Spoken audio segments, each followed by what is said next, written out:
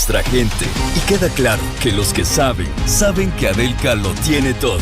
Techos, tubos, perfiles, varillas, clavos, alambres y mucho más. Adelca, el progreso que nos une. Fin de espacio promocional y publicitario. La revista de opinión Democracia, buscando la verdad en todas partes.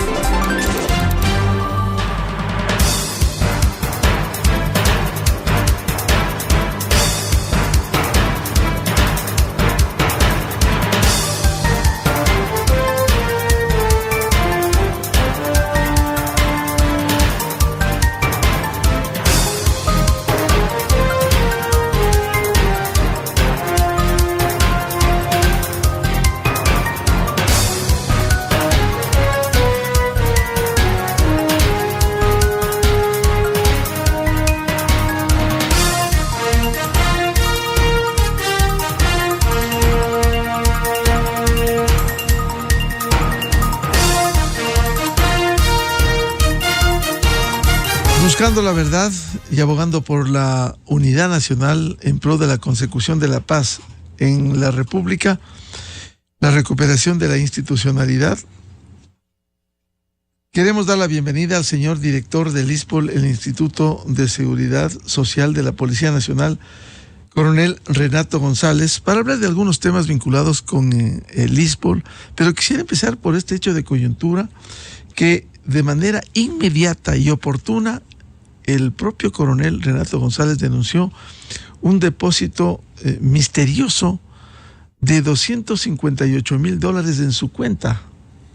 Y él públicamente ha señalado que va a ir a la fiscalía si es que esto no se esclarece, de dónde acá aparece en su cuenta un monto tan alto, cuando generalmente cuando hay una transacción, y esto sucede con el sistema bancario y financiero, cuando uno vende un vehículo, casi le expulgan, le dicen de dónde, cómo, cuándo, por qué, el origen de esos recursos.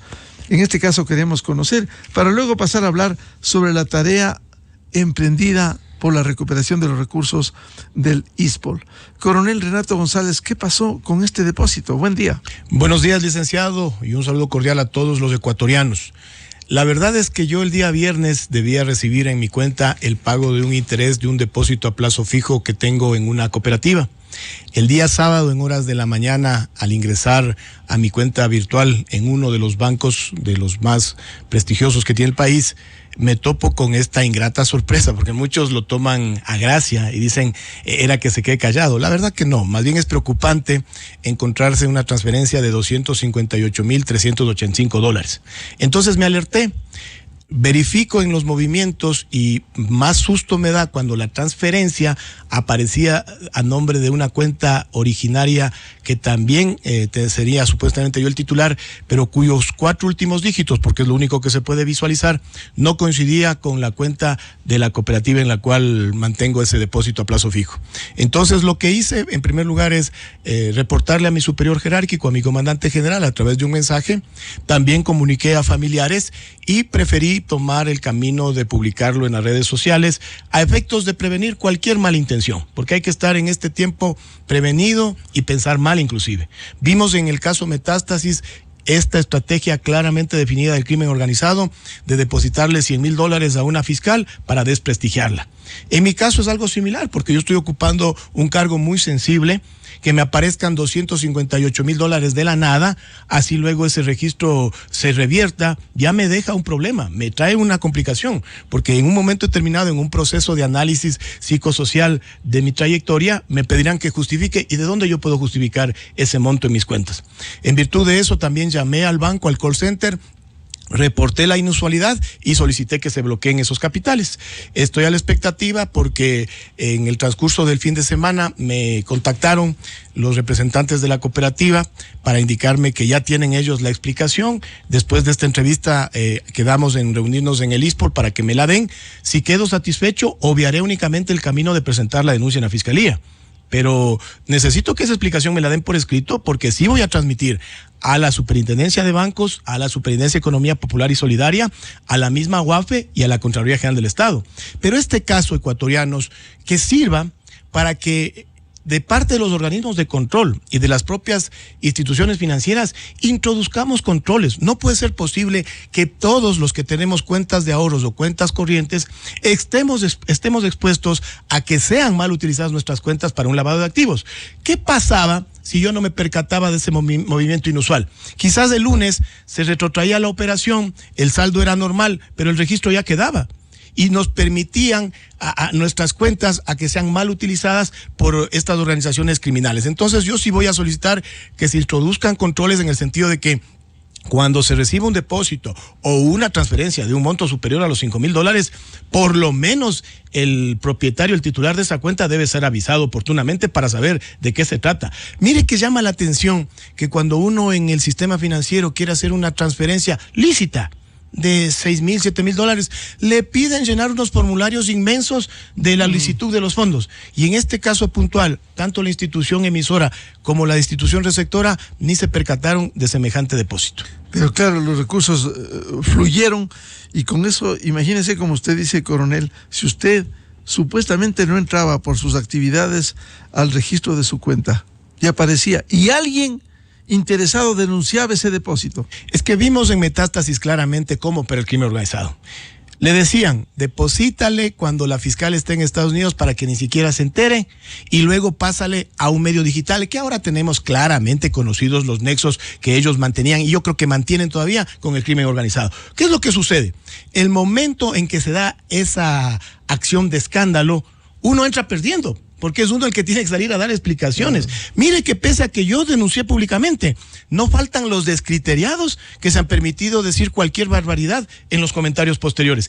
Imagínese si no era yo el denunciante, si era un tercero que capturaba esa imagen de la transferencia, la publicitaba y claro, hasta que yo dé las explicaciones ya la honra queda por el piso. Eso buscan. El crimen organizado puede recurrir a comprar mujeres, a comprar testigos, a hacer estos depósitos, a ponerle bienes a nombre de una persona, porque para ellos $300,000, $400,000 son pequeñas cantidades. Vemos que Norero hablaba de comprarse un reloj de $600,000. Entonces, esto que sirva para una alerta y sobre todo para que la debilidad demostrada en el sistema financiero y en el sistema de economía popular y solidaria sea subsanado para que cualquier depósito, cualquier transferencia superior a $5,000 por lo menos tenga un mensaje de conformidad para el receptante o una alerta o un aviso para que le avise cómo está el movimiento. Normalmente los ecuatorianos somos confiados y máximo verificamos el saldo, pero muy pocos le aseguro que se ingresan a una cuenta a revisar los movimientos y esas cuentas pueden estar utilizadas para el lavado de activos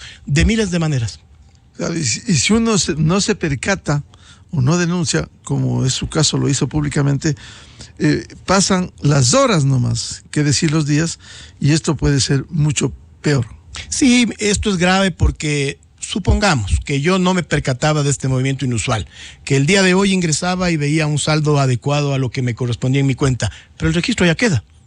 Pasaban los meses, pasaban los años, venía un proceso de calificación, me revisaban los organismos de control y a esas alturas recordar yo este suceso hubiera sido imposible y me hubieran dicho justifique cómo movió de la cuenta A a la cuenta B $258,000. ¿Quién era a esas alturas? El corrupto coronel González. Entonces esto es muy grave, no es cosa sencilla, no es una broma. Además no me quedaba otro camino porque muchos me han dicho era que te quedes callado. No, mira, hay tres opciones.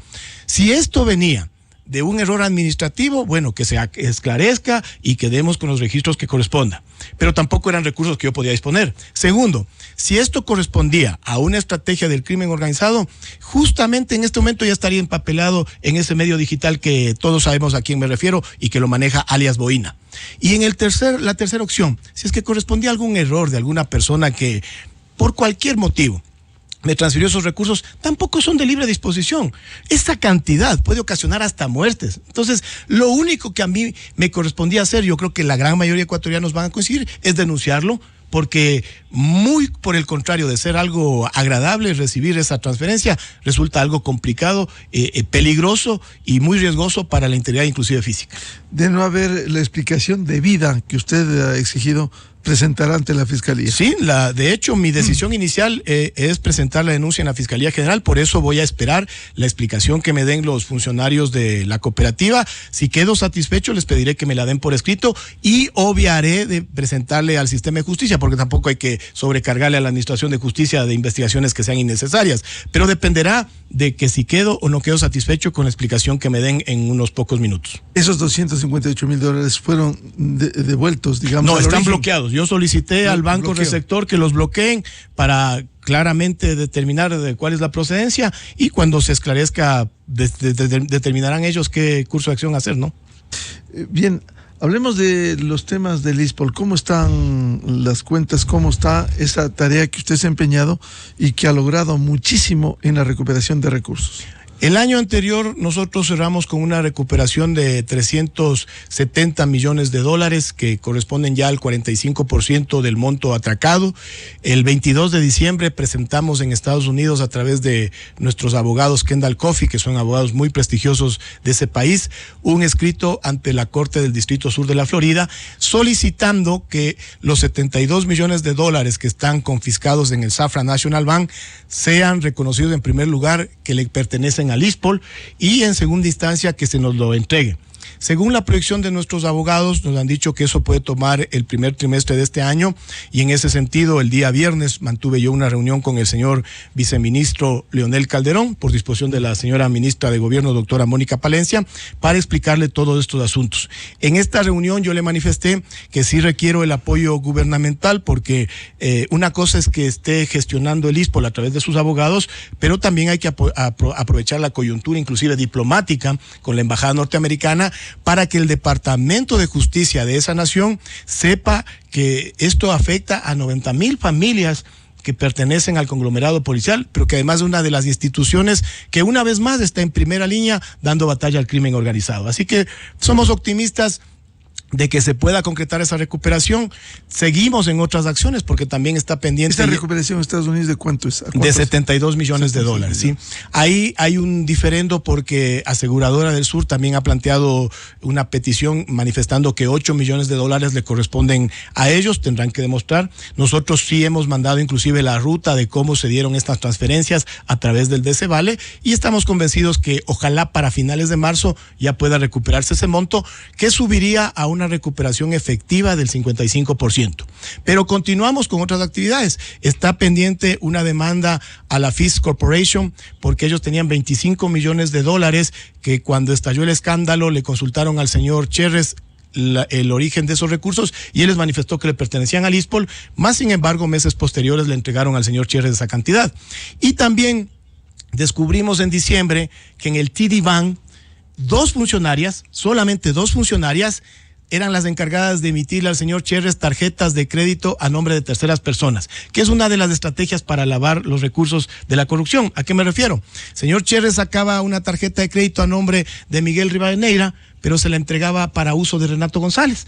Entonces, claro, Renato González aparecía limpio, sin ningún consumo, el consumo era de Miguel Rivadeneira y no ha pasado absolutamente nada.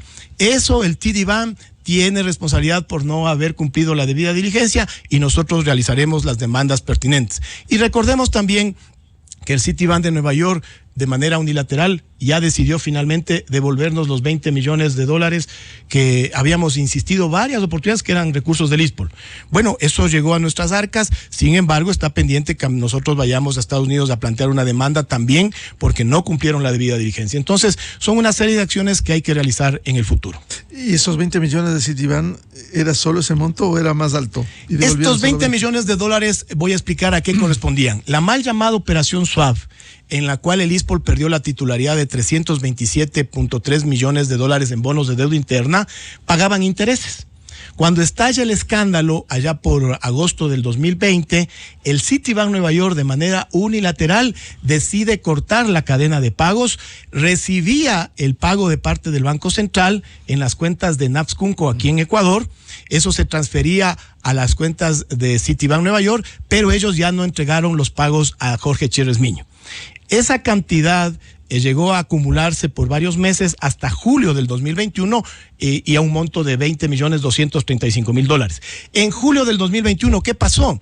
Logramos inmovilizar el pago de esos intereses. Por eso es que finalmente en diciembre del 2022 se recuperaron $32 millones en pagos de esos intereses. Entonces, esos 20 millones permanecieron en las arcas del Citibank. Varias veces, aquí mismo aprovechando sus micrófonos, yo le hacía un llamado público al Citibank Nueva York que nos devuelvan los recursos. Finalmente nos escucharon. Coronel González, ¿y el juicio aquí que se dilata y se dilata? ¿En qué estado está? Esa es una barbaridad. El caso ISPOL, que no es un solo proceso, sino son alrededor de 20 investigaciones que están en diferentes etapas, el que más ha avanzado es el juzgamiento de Delcor, Ecuagran y Fertisolubles, pero para un funcionario de segundo nivel como es el señor Alejandro Paulson Tama.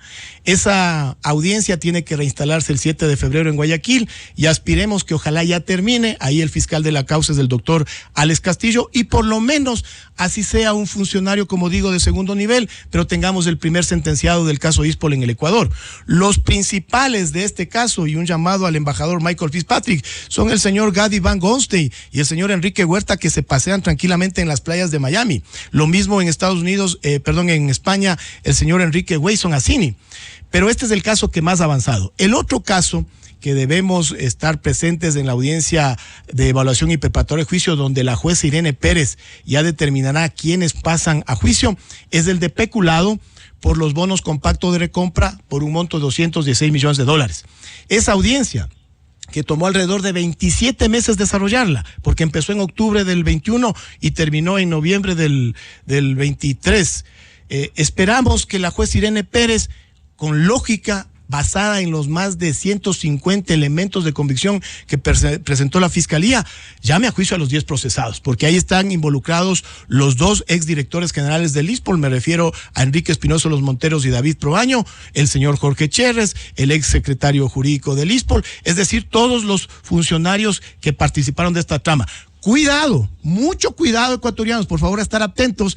Esta justicia ecuatoriana que no nos garantiza nada, cuidado y los declara inocentes y el ISPOL pierda $216 millones. Aspiramos, esperemos y confiemos. Hagamos un nuevo voto de confianza en que esta justicia ecuatoriana resurja como el ave fénix de las cenizas en las que está y puedan pasar a juicio estos 10 procesados, donde estamos claros que con los elementos de convicción de la Fiscalía será suficiente para demostrar la responsabilidad de ellos. Y el otro caso, que lamentablemente durante todo el 2023 no se ha reinstalado la audiencia de evaluación y preparatoria de juicio, es el de Decebale. ¿Por qué es importante mencionar este caso? Porque cuando vemos Metástasis, que nosotros siempre hablábamos de que el caso del ISPOL es un claro ejemplo de crimen organizado, político, económico, transnacional, absolutamente todas las estrategias que se denuncian en Metástasis, eso mismo nos ha pasado a nosotros en carne propia. Cuando en Metástasis le dice, contrátale al hijo para que la jueza se excuse, bueno, a nosotros la defensa de una de nuestras contrapartes le sumó al abogado Joseph Norix para forzarle a la digna jueza Yanela Norix a que se excuse. Y esa jueza es la que valientemente nos devolvió los $300 millones, pero además nos lo devolvió con un pedido del extinto, y para él mi respeto y mi sentido pesar, doctor César Suárez. O sea, la gente no comprende la trascendencia del insuceso de la semana anterior, cuando no solamente mataron a un fiscal, le dieron un golpe certero a la Fiscalía, al equipo cercano de la doctora Diana Salazar, porque el doctor César Suárez ha sido quien en los últimos años ha investigado los casos más sonados de corrupción en los hospitales, en el ISPOL. Vemos el ingreso terrorista ATC. Cuando se hace este asesinato es un mensaje intimidatorio, pero además nos demuestra algo que también, permítame su micrófono para hacer un llamado público: la debilidad del sistema del Estado para con sus combatientes. ¿A qué me refiero? En muchos de los casos de sicariato, las familias de estos delincuentes por lo menos quedan protegidos por una cantidad de dinero que cobran antes de cometer el sicariato. Pero en el caso de funcionarios como César Suárez, a mí sí me duele que la esposa y los 4 huérfanos, porque tienen niñas de 14, 10, 8 años y un varón de año y medio, van a cobrar la liquidación de los 17 días de enero que trabajó y pare de contar. quedan desamparados. La propia Fiscalía se desentiende. Yo he hecho un llamado público a la Fiscalía para que en primer lugar realicemos e iniciemos el trámite para que César Suárez sea considerado dentro de la ley de héroes, para darle por lo menos una pensión básica. Pero además, un llamado público, directo, frontal, a los asambleístas. Esta debería ser una de las finalidades de la ley de extinción de dominio. No puede ser posible que los recursos de la corrupción, que los recursos ilícitos sigan en manos de delincuentes, mientras secretarios, jueces, fiscales, mañana serán ministros, viceministros, porque esta guerra va a continuar. Quedan en la desprotección total. Mire que por lo menos Fuerzas Armadas y Policía Nacional, cuando fallecemos en actos de servicio, quedamos con una seguridad social y nuestras familias quedan con pensión de Montepío, de viudedad y de orfandad. Pero ¿qué pasa con ese secretario de un juzgado? ¿Qué pasa con ese juez? ¿Qué pasa con este fiscal digno? Un doctor César Suárez, que no solamente era fiscal, tenía 5 maestrías. Nos hicieron un daño al país, pero que queda desprotegida su familia. Entonces, sí es el momento de reflexionar, de montar una estructura más sólida para proteger a los combatientes del Estado, para darles, por ejemplo, parte de los recursos de la ley de extinción de dominio deberían dedicarse a darle la protección física a estos funcionarios y también a establecer una especie de seguridad social especial para cuando fallezcan en este combate al crimen organizado que nos va a acompañar por muchos años. Coronel González, a propósito de ley de extinción de dominio, este momento, por lo que se aprobó en el pasado reciente, hay que esperar sentencia ejecutoriada. Cuando usted está abogando, nos habla de esperando la sindicación en uno de los tantos casos de estafa al ISPOL, esperando más de 2 años recién para que lo sindiquen. En cambio, en la ley de extinción de dominio se dice, hoy, si no hay las reformas, simplemente hay que esperar sentencia ejecutoriada. Licenciado, eso no es desconocimiento, no es ignorancia de los asambleístas, sino claramente es la injerencia del crimen organizado. Y vuelvo nuevamente a Metástasis. Cuando vemos en Metástasis los mensajes en que dicen, dile a alias Russo que maneje de esta manera el bloque político, claramente vemos la mano del crimen organizado en la calle Piedradita. Pues aquí no hay que esconder la realidad. ¿Qué es lo que pasa? La ley de extinción de dominio con la responsabilidad penal marchan por línea separada, son 2 cuerdas distintas, porque el uno llevará mucho tiempo hasta que llegue a la sentencia, pero la ley de extinción de dominio, ¿qué es lo que busca? Quitarle el financiamiento al crimen organizado, quitarle esa fuente de recursos que le da la mayor capacidad de poder que tienen las organizaciones criminales. Entonces, en experiencias como la colombiana, ¿qué es lo que ocurre? El proceso penal va por un lado, se sigue el debido proceso. Por el otro lado se aplica la ley de extinción de dominio que también tiene un debido proceso, pero que es mucho más ágil, y se incautan esos recursos a poder del Estado. Se reserva inclusive un porcentaje para devoluciones, porque si se cometen errores o si se cometen excesos. ¿Sabe cuál es el porcentaje de esas devoluciones? No superan el 15%. Pero ya le logramos cortar esa vía de financiamiento al crimen organizado. Le doy un ejemplo puntual, pues. Resulta que acaban de devolver de Argentina a los familiares de alias Fito. La esposa era una simple y humilde enfermera. Díganme ustedes de dónde tuvo los recursos para montar semejante emporio empresarial que tienen en Manabí. Son propietarios de varios bienes. Nos hacemos los locos, los desentendidos en Ecuador. La señora viene comprando una casa en efectivo de cientos de miles de dólares en Argentina. Llegan al Ecuador y son liberados porque aquí procesalmente todavía no se ha establecido responsabilidad. Pero ¿y los recursos? ¿Y la licitud de esos recursos? ¿Qué es lo que correspondería ahí? Con una ley de extinción de dominio, incautar esa empresa embotelladora de agua y seguir el proceso penal. Y si es que el Estado ha cometido algún exceso, ahí viene la acción civil, serán indemnizados en el futuro, pero no les damos los recursos para que en este momento sigan asesinando a fiscales, sigan asesinando a jueces. Mañana serán periodistas, mañana serán policías, mañana serán secretarios de Estado. Todo ese riesgo seguimos. ¿Por qué? Porque en la Asamblea no se comprende lo que es una ley de extinción de dominio. Más bien dicho, sí se comprende, sino que se opera por parte de las organizaciones criminales. El fiscal asesinado César Suárez, ¿qué papel cumplió cuando le tocó enfrentar en los casos del ISPOL? A mí me ha dolido mucho en el plano institucional, pero también en el plano personal, porque lo conocí a César Suárez a raíz de los temas del ISPOL. Una persona muy humilde, de nuestro pueblo, clase media baja, proveniente de Paján. Por eso es que yo pondero que ese ciudadano ejemplar que estudió en la Universidad de Guayaquil con mucho esfuerzo que en menos de 10 años obtuvo 5 maestrías en procesal penal, en constitucional, en todas las ramas del derecho. Cuando se hizo cargo de los temas ISPOL, me demostró valentía, decisión, compromiso. Yo admiraba esa frontalidad del doctor César Suárez. Y fue trascendental, ¿por qué? Porque las investigaciones que más han avanzado en el tema ISPOL fueron las que en un inicio estuvieron en su mano. Por eso es que en el tema de ese vale, mientras él fue fiscal, porque ahora cambiaron de fiscal, esto avanzó muy bien y llegamos inclusive a recuperar $300 millones. Yo, aunque ya no esté con nosotros, pero en el plano terrenal, sin embargo, en donde se encuentre el alma de César Suárez, yo tengo que decirle muchas gracias en representación del conglomerado policial, porque él justamente el 27 de diciembre del 2022 fue uno de los artífices principales para solicitar a la jueza Yanela Norix la devolución de esos $300 millones que estaban en el Banco Central, a esas alturas todavía a nombre de Nafscunco, y que en enero del 2023 ya pasaron a titularidad del ISPOL. Pero no solo eso, él también fue el fiscal que investigó el caso Citadel, que fue el que avanzó más ágilmente, sino que en este momento está detenido porque fueron llamados a juicio únicamente Luis Álvarez Villamar y su yerno Gonzalo Navarro, quienes están prófugos de la justicia ecuatoriana, aunque el uno se encuentra en Estados Unidos cumpliendo sentencia. Ese fue el rol fundamental de César Suárez. Ha sido un golpe durísimo y hay que tomarlo como lo que es. Es también un inicio de atentados al equipo cercano a la fiscal general del Estado. Lo dijo la doctora Diana Salazar, que ese día, en horas de la mañana, había hablado directamente con el doctor Suárez. ¿Cuál es el mensaje que se trata de transmitir? Contra el crimen organizado no te metas.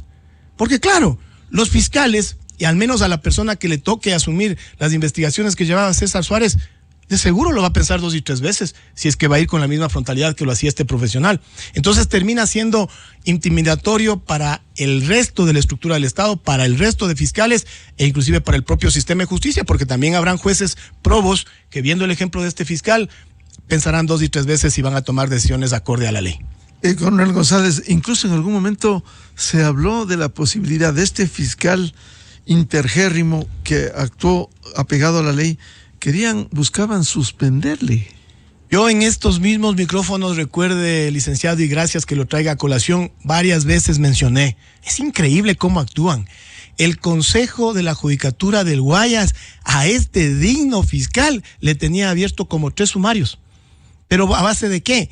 De denuncias de las mismas contrapartes, de las defensas técnicas que se inventaban cualquier pretexto.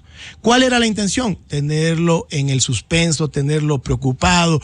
Constantemente él estaba pendiente de defenderse en el sumario administrativo. Mire que ninguno de ellos prosperó, pero sí lograron bajarle la guardia en un momento determinado, inclusive distraerlo de sus funciones. Esto no puede continuar. O sea, este tipo de profesionales, por eso yo insisto, hay que reformar incluso la estructura del Estado, darles garantías no solo a los fiscales, a los secretarios de la Fiscalía, a los jueces anticorrupción, a su equipo de trabajo, en su momento también a los investigadores. Hay que protegerles. El Estado tiene que protegerles, porque lo contrario es como que en la época medieval los reyes manden a sus vasallos a primera línea de batalla, pero desnudos, sin escudo y sin espada. Van a ser carne de cañón. Entonces, ¿qué debemos hacer? A partir de estos ingratos sucesos, verificar de qué manera el Estado ecuatoriano puede darle una protección especial a estos funcionarios que lastimosamente van a seguir cayendo, porque esto no va a terminar el día de hoy. Esta es una conflagración que en otros países han llevado décadas y que es el momento oportuno para reformar, para repensar en la estructura del Estado y por lo menos darles esa posibilidad de que el funcionario digno tenga que evaluar en una balanza que si actúa bien, aunque sea sus familiares, quedarán protegidos, porque en este momento quedan completamente desamparados. De lo contrario, es muy fácil la elección, pues le ponen por un lado $20,000, $30,000 y continúa en su integridad física y la de su familia, y por el otro lado, ¿qué es lo que tiene? Desamparo total. Es una lucha desigual. A propósito de lo que usted señala, vean lo que sucede con la fiscal general, que tiene pendiente un juicio político en la Asamblea Nacional, lo cual es una vergüenza. Quien ha emprendido esto, que el país debiera abrir bien los ojos, esta lucha contra el crimen organizado, cuando el propio gobierno, en estado de excepción, el decreto ejecutivo 111 declara la guerra interna contra estos sectores. Pero volviendo al caso de Quito, coronel González, ¿Cuándo es la próxima audiencia para ver qué pasa? Sí, el caso peculado, como yo había manifestado y que llevó varios meses la audiencia de evaluación y preparatoria de juicio, finalmente ya terminaron todas las fases, es decir, ya se expusieron los argumentos de fiscalía y de las defensas técnicas y estamos únicamente a la espera de que el 31 de enero a las 9:30 en el Complejo Judicial Norte de Ñaquito, la jueza Irene Pérez nos ha convocado para dar su dictamen. ¿Qué fecha, perdón? El 31 de enero. Ya. Lo que aspiramos nosotros es, con base en lo que hemos visto en las audiencias, que fue muy contundente la participación de Fiscalía, se llame a juicio a los 10 procesados. Y aquí también viene un llamado de atención para todo el sistema de justicia ecuatoriano. Mire lo arcaico que es nuestro sistema de justicia. Resulta que la investigación previa, que es una fase preprocesal, puede durar hasta 2 años. 1 año para los delitos de pena de prisión de hasta 5 años y para los que tienen pena mayor puede durar hasta 2 años. Allá se van 2 años. Y usted necesita ahí tener un fiscal digno como César Suárez que investigue con valentía. Si ha logrado sortear ese primer obstáculo, tiene que encontrarse con un juez probo que llame a juicio a los procesados. Después vamos a una primera instancia, donde de 3 jueces, por lo menos 2 deben encontrarle responsable a esos mismos procesados. Recién es una sentencia de primera. Pasan a una apelación ante la Corte Provincial y nuevamente necesitamos 2 de ese tribunal que ratifiquen la sentencia, segunda instancia, y no ha terminado eso. Todavía les queda casación en Corte Nacional, donde en la sala se tiene que encomendarse a todos los santos para que 2 jueces de esa alta magistratura también ratifiquen la sentencia. Y luego de todo ese proceso, que podemos hablar ya de una sentencia en firme, todavía no se acaba, porque lo hemos visto en el país.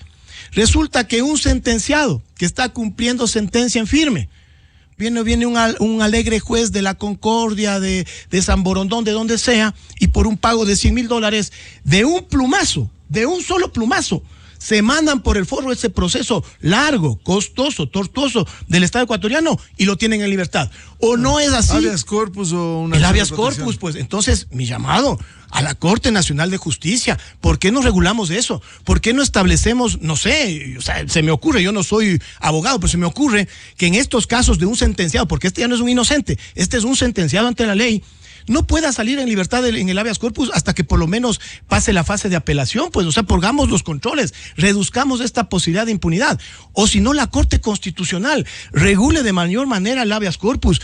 Aquí se ha prostituido a los habeas corpus y resulta que todo este proceso, que al Estado le puede llevar años, que es costoso, que inclusive requiere de la voluntad de los funcionarios públicos, en un solo plumazo, en una sentencia, como hemos visto, y además muchas de esas veces bien pagada, se manda a la basura y el funcionario responsable, porque es delincuente, cumpliendo sentencia, sale a pasarse libremente del país. Y a veces hasta se fugan, ¿no? Como es el caso de varios ejemplos que tenemos en la realidad nacional. Entonces hay que reformar eso. Claro, teniendo sentencia condenatoria ejecutoriada, que de acuerdo, allí sí se puede llamar un delincuente cuando ha sido condenado en las 3 instancias, incluido casación. ¿Qué tiempo ha pasado el caso de Quito de peculado hasta hoy, al estado en que se encuentra? Esas denuncias se presentaron en el mes de agosto del 2020. Han pasado más de 3 años, 3 años y medio, y todavía ni siquiera son llamados a juicio. Recién el 31 de enero del 2024 sabremos si los llaman a juicio. Y recién ahí empezará una primera instancia, una segunda instancia y casación. En el tema de Guayaquil es más preocupante porque, como el año anterior, a inicios del año anterior, luego que la jueza Yanela Norix nos devolvió los 300 millones, inexplicablemente el Consejo de la Judicatura la cambió como jueza de familia. Si ve que es el mismo ejemplo de metástasis. Entonces, a las juezas o a los jueces dignos los sacan del camino. Le cambiaron como jueza de familia. ¿Qué ocurrió? Que el nuevo juez dijo, no, lo que ha actuado la jueza Norix, eso a mí no me consta, vuelve a cero, hay que reinstalarse en la audiencia de evaluación y preparatoria de juicio. 1 año, licenciado. Y no han convocado a que se reinstale esa audiencia. ¿Por qué?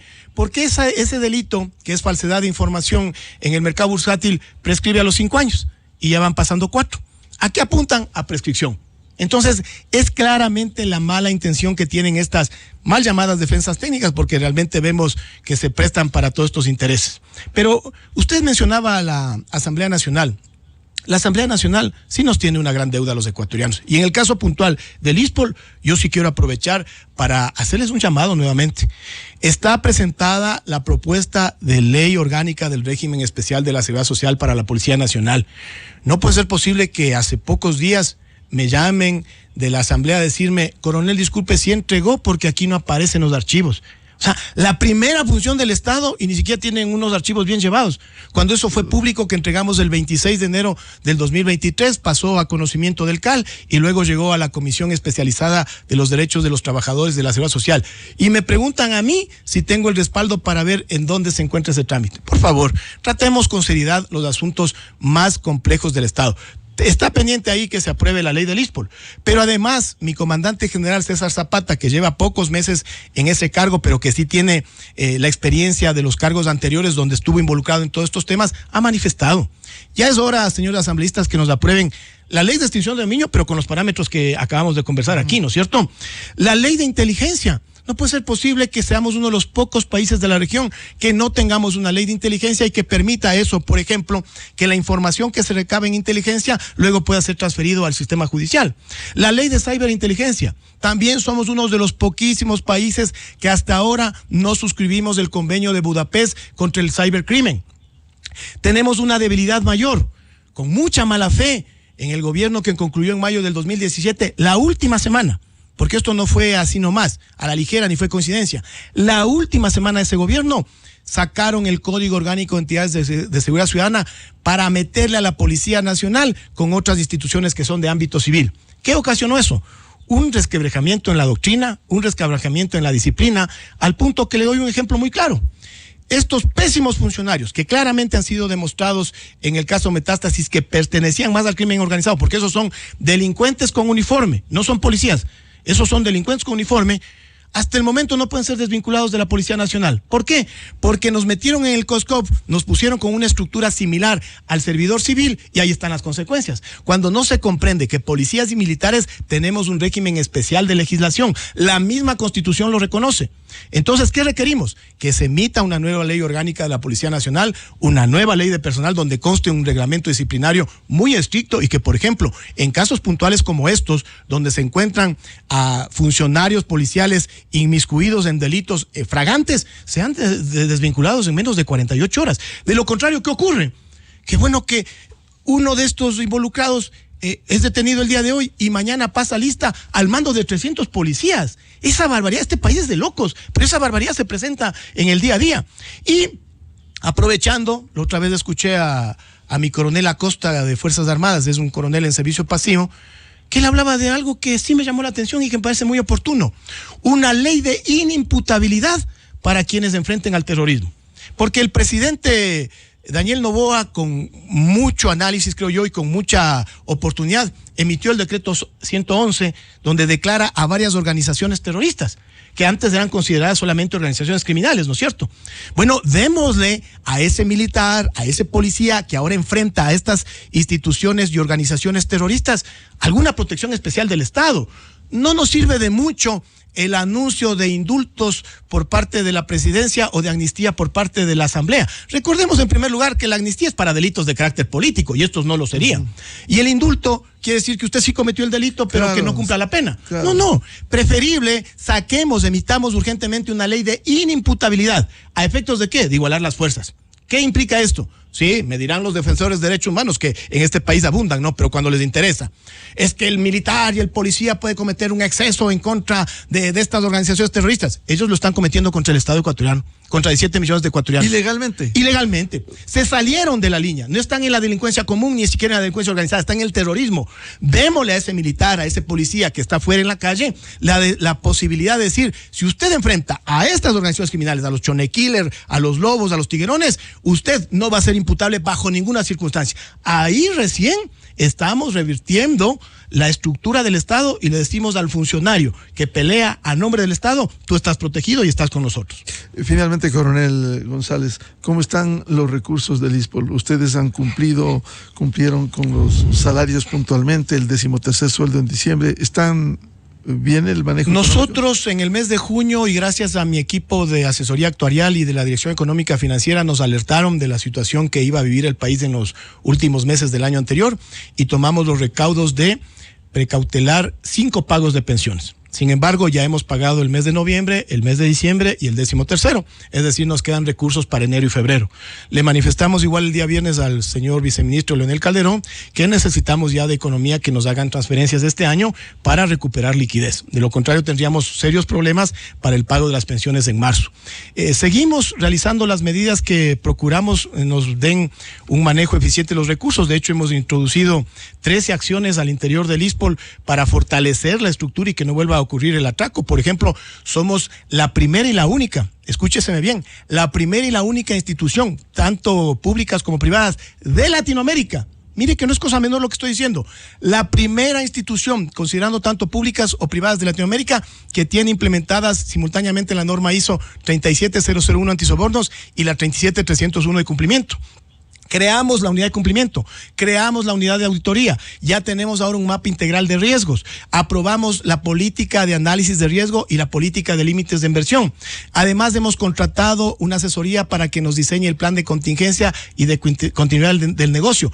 Hemos automatizado el área de riesgos e inversiones a través del sistema informático de las casas de valores y todas las operaciones del ISPOL se realizan en el mercado bursátil. Pero además, tenemos disponible el canal de quejas y de denuncias y en nuestra página web, lo pueden verificar cualquiera de los ecuatorianos, tenemos el único visualizador ejecutivo donde están todos nuestros indicadores, incluidas las inversiones. ¿Sabe qué es lo que duele, licenciado? Que pese a todos estos esfuerzos, pese a que es de público conocimiento la realidad que nosotros nos encontramos del ISPOL y que hemos realizado acciones tendientes primero a recuperar lo atracado. Ahora sí, los organismos de control realizan lo que debieron haber hecho años atrás. ¿A qué me refiero? Está la Contraloría General del Estado auditándonos del año 21 y 22, que ya es de mi administración. Resulta que ahora detectan que los terrenos improductivos del ISPOL, que los tiene desde hace 20 años, debían haber estado desmalezados, hechos cerramiento, y escúchenme esto, inventariados los seres biológicos, que cuando pregunté cuáles son los seres biológicos, los árboles. O sea, está bien, yo estoy de acuerdo con eso, pero no sean tan infames. Por 20 años los equipos de auditoría de la Contraloría General del Estado miraron a todos los lados y no se dieron cuenta de los atracos que estaban en el ISPOL. Y ahora a la administración que está poniendo la casa en orden, los árboles, quieren encontrarle la quinta pata al gato. Pero no solo eso, mire, aquí tengo el oficio y le voy a dejar de la Superintendencia de Bancos. En mayo del 2021, cuando yo me hago cargo del ISPOL, 5 meses estaban atrasados la entrega de los estados financieros. Desde diciembre del 2020 no se habían entregado. Yo tuve que firmar estados financieros que no eran de mi administración, pero con la finalidad de igualarnos en esta obligación que tenía el instituto de entregar los estados financieros. Hicimos un cronograma con la administración de ese tiempo de la Superintendencia de Bancos y nos hemos puesto al día.